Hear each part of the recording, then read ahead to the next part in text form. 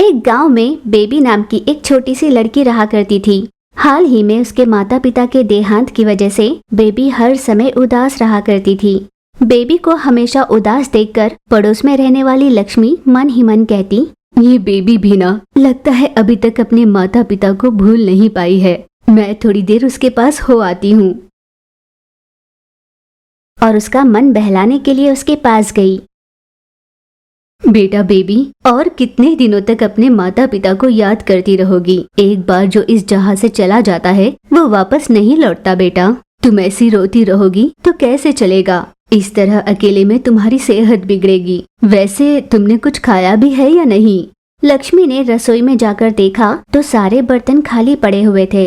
नहीं बुआ, मैंने कुछ भी नहीं खाया और न ही मुझे कुछ खाने का मन हो रहा है। मुझे माँ बाबूजी की याद आती है। तुम इस तरह चार दीवारी में ही रहोगी तो तुम्हारा यही हाल होगा। तुम्हें इस तरह देख तुम्हारे माता पिता भी खुश नहीं होंगे। तुम एक काम करो, जो तुम्हारे पिताजी काम किया करते थे ना, अब से वो तुम कर लिया करो। तुम्हारा मन बहल जाएगा। उसे समझाकर लक्ष्मी उसे अपने घर ले गई और उसे पेट भर खाना खिलाया। वो रात बीत गई। लक्ष्मी के कहने पर कि वो अब पानी पूरी का ठेला चलाएगी। आंगन के एक कोने में पड़े उसके बाऊजी का एक ठेला था, जिसकी बेबी ने अच्छे से सफाई की। सफाई के दौरान बेबी को उस ठेले में एक बोतल मिली। बेबी ने उसे खोल कर देखा तो उसमें एक अजीब सा द्रव्य था। तभी वहां से गुजर रहे स्वामी जी ने उसे देखा और कहा, ये कोई साधारण द्रव्य नहीं है और इसका ये भी मतलब नहीं कि इससे किसी का नुकसान होगा। ये एक ऐसा खास द्रव्य है जिसे मिलाकर कोई पदार्थ बनाया जाए तो वो 100 गुना बढ़ जाता है। एक दिन तुम्हारे पिताजी की मदद के बदले में मैंने उन्हें ये द्रव्य दिया था, पर इसके इस्तेमाल से पहले ही उनका देहांत हो गया। ऐसा कहकर स्वामी जी वहाँ से चले गए। कुछ समय बाद बेबी उस बोतल को लिए अपने घर में चली गई। क्या स्वामी जी ने जो कहा वो सच होगा? क्यों ना एक बार इस्तेमाल कर इसे देख लिया जाए। वैसे भी मुझे पानी पूरी तो बनाना ही है, इसका इस्तेमाल कर ही लेती हूँ। ये सोचकर बेबी ने पानी पूरी की सामग्री में उस द्रव्य को डाल दिया। उसके बाद जो हुआ उस पर बेबी को अपनी आंखों पर भरोसा नहीं हुआ। उसके आंखों के सामने ही थोड़ी सी पूरियां 100 गुना बढ़ गई। फिर बेबी ने पानी पूरी के उस खट्टे पानी में उस द्रव्य को मिलाया, जिससे वो 2-3 गुना ज्यादा बढ़ गया। बेबी ने तुरंत वो सारी चीजें समेटकर ठेले पर सजा दी। पानी पूरी खा लो, पानी पूरी, चटपटे मजेदार पानी पूरी। आप जितना खा सको उतने खा लो और बदले में केवल 10 रुपए दे देना। जैसे ही गांव वालों ने ये सुना कि 10 रुपए में चाहे जितने पानी पूरी खा लो, सभी पानी पूरी चहेतों ने वहाँ पर भीड़ लगा दी। वहाँ एक के बाद एक जितने भी लोग आते, बेबी सभी को पानी पूरी देने लगी। बहुत सारी पानी पूरी खाने के बाद इच्छा होते हुए भी पेट भरने की वजह से कोई ज्यादा पानी पूरी नहीं खा पाया था। पर बेबी के ठेले पर पानी पूरी खत्म नहीं हो रही थी। हर कोई उसे 10 रुपए प्लेट देकर चला जा रहा था। उस एक दिन में बेबी ने बहुत सारे पैसे कमा लिए थे और जब घर लौटी तो उसे एक उपाय सूझा। अब जब मेरे पास अनगिनत बहुत सारी पानी पूरी आ रही है तो क्यों न मैं अपने व्यापार को और ज्यादा बढ़ा लूं। शहर जाकर सभी होटलों में मैं अपनी पानी पूरियां बेचूंगी। ऐसा बेबी ने घर लौटकर सोचा। अगले दिन वो शहर जाकर बड़े बड़े होटलों में पानी पूरी की बात कर आ गई। किसी एक होटल वाले से जब वो बात कर रही थी तब उस मालिक ने उससे कहा, देखो बेटा, मुझे तुम्हारा आत्मविश्वास बहुत भा गया है, इसीलिए मैं तुम्हारे पास पानी पूरी लेने के लिए तैयार हो गया हूँ। एक बार तुम कल यहाँ पर अपनी बनाई हुई पानी पूरी लेकर आना। बेबी तुरंत अपने घर पहुँची और उस जादुई द्रव्य की सहायता से उसने ढेर सारी पानी पूरी बना ली और उन्हें ले जाकर उस होटल के मालिक को दी। उसे वो इतनी ज्यादा पसंद आई कि उसने पानी पूरी का ऑर्डर बेबी को ही दे दिया। उसके अगले ही दिन से बेबी हर दिन उस होटल में पानी पूरी देने जाया करती। इस तरह पानी पूरी के व्यापार में बेबी इतनी ज्यादा व्यस्त हो गई कि वो धीरे धीरे अपने माता पिता के अभाव के बावजूद भी अपना मन बहला पा रही थी। ये सब देख रही पड़ोस वाली लक्ष्मी भी बहुत खुश हो रही थी। हर रोज की तरह बेबी गांव के बीचों बीच इडली का ठेला लगाकर ग्राहकों के आने का इंतजार करने लगी।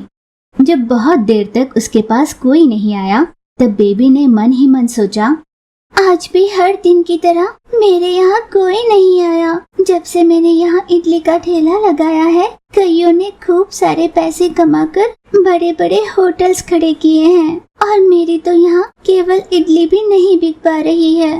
लागत लगाकर उनकी तरह व्यापार बढ़ाने के पैसे भी तो नहीं हैं। उनके पास माँ बाबूजी है, जमीन जायदाद है, अपने व्यापार में पैसा लगा सकते हैं, पर मेरा कोई नहीं और मुझ जैसी गरीब को तो ऐसा करते तो अच्छा होता। बस सोचने के अलावा वास्तविकता में तो कुछ कर नहीं सकते। जब तक हम जैसों की जिंदगी में कोई चमत्कार नहीं होते, हमारे लिए ये सब सपने जैसा ही होता है। यूं उदास होकर उसने सोचा और अपने पास रही इडलियों को खुद ही थोड़ा खाकर ठेला समेटकर घर वापस जाने लगी। जैसे ही वो घर पहुंची, उसके घर के सामने एक भिखारी खड़ा हुआ दिखाई दिया। बेटा, भगवान के नाम पर कुछ दे दो। मैं निस्सहाय बूढ़ा हूँ, कोई काम नहीं कर पाता हूँ, मुझे थोड़ा सा दान दे दो। बेबी ने अपने पास रही सारी इडलियाँ उस भिखारी को देते हुए कहा, बाबा जी, ये सारी आप रख लो। वैसे भी मेरे पास ये इडलियाँ बिक नहीं रही हैं। कम से कम आप इसे खाकर अपना पेट भर लो। मेरे पास रखकर ये खराब ही हो जाएंगे। कम से कम एक पहर के लिए आपका पेट भरा रहेगा। वृद्ध आदमी खुशी खुशी इडलियाँ लेकर वहाँ से चला गया। बेबी हर दिन बची हुई इडलियाँ उस वृद्ध आदमी को दिया करती। एक दिन बेबी अपना ठेला लिए घर वापस लौट रही थी, पर हर दिन जिस वृद्ध आदमी से वो मिला करती थी, वो उस दिन दिखाई नहीं दिए। अरे, ये बाबा जी कहाँ चले गए? कहीं कुछ हुआ होगा क्या? या ऐसा तो नहीं ना कि आज मैं जल्दी आ गई? बाबा जी को मेरा घर तो पता ही है। अगर उन्हें भूख लगेगी तो वो मेरे घर आ जाएंगे। बेबी अपने घर पहुंची, पर बहुत देर तक भी जब भिखारी बाबा वहाँ नहीं आए तो बेबी को ये सोचकर चिंता हो रही थी कि कहीं उनके साथ कुछ हुआ न हो। बेबी ये जानती थी कि वो बूढ़े बाबा जंगल के एक पेड़ के पास रहते हैं। वो उन्हें ढूंढने निकल पड़ी। जंगल में कुछ दूर चलने के बाद उसे एक पेड़ के नीचे एक ऋषि मुनि दिखाई दिए। वो मुनि आंखें बंद कर तपस्या कर रहे थे। बेटा बेबी, मैं तुम्हारे ही आने की राह देख रहा था। आप कौन हो और आप मेरा नाम कैसे जानते हो? और मेरे आने की राह आप क्यों देख रहे थे? बेटा, पिछले कई बरसों से मैं एक श्राप में बंधा हुआ था। मैं कुछ बरसों पहले यहाँ तपस्या कर रहा था। ठीक उसी समय एक महर्षि मेरे सामने से गुजरे। उनकी कदमों की आहट की वजह से मेरी तपस्या भंग हो गई।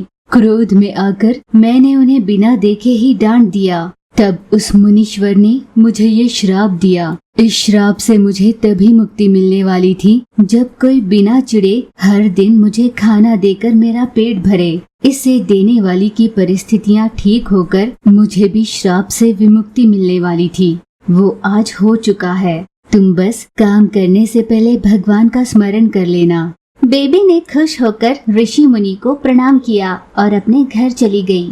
अगली सुबह बेबी हर रोज की तरह इडली बनाने लगी। इडली बनाने के लिए उसने इडली का आटा पात्र में भरकर चूल्हे पर चढ़ा दिया। कुछ देर बाद इडली बनी या नहीं ये देखने के लिए जैसे ही उसने ढक्कन खोला, उसकी आंखें चमक उठी। बाप रे, ये कैसा चमत्कार है? बेबी को मुनि की कही बातें याद आई। मेरी सहायता करने वाली तुम्हारी जिंदगी भी बहुत जल्द संवर जाने वाली है बेटा। जिस दिन ऐसा होगा तुम्हारे सारे कष्ट दूर हो जाएंगे। हाँ स्वामी जी, आप जिस दिन की बात कर रहे हो लगता है वो दिन आज ही है। बेबी तुरंत उनमें से एक इडली उस गांव के सुनार के पास ले गई। सुनार ने इडली की जांच की। ये तो एकदम खरा सोना है। मैंने अपने बरसों के व्यापार में ऐसा खरा सोना कभी नहीं देखा। आज ही देख रहा हूँ। बेबी ने उस सोने को उन्हीं सुनार के पास बेच दिया। बदले में मिले पैसे लेकर बेबी घर लौटी। उन पैसों से उसने घर के लिए अनाज खरीदा और पेट भर खाना खाया। फिर बेबी ने आर्थिक तंगी वाले, गरीब, पिछड़े हुए लोगों को इकट्ठा कर उन सबकी जरूरतों को पूरा करने के लिए उनकी मदद करने लगी। बेबी खुद भी बाकी बच्चों की तरह स्कूल जाने लगी। और एक दिन भी बिना चूके स्वामी जी को खाना भी देने जाया करती। इसीलिए कहते हैं, अगर हम किसी की मदद करें तो वो कभी खाली नहीं जाता। स्वार्थ एक इंसान को दूसरे इंसान से दूर कर देती है। इसके विपरीत सहायता एक इंसान को दूसरे से जोड़ देती है।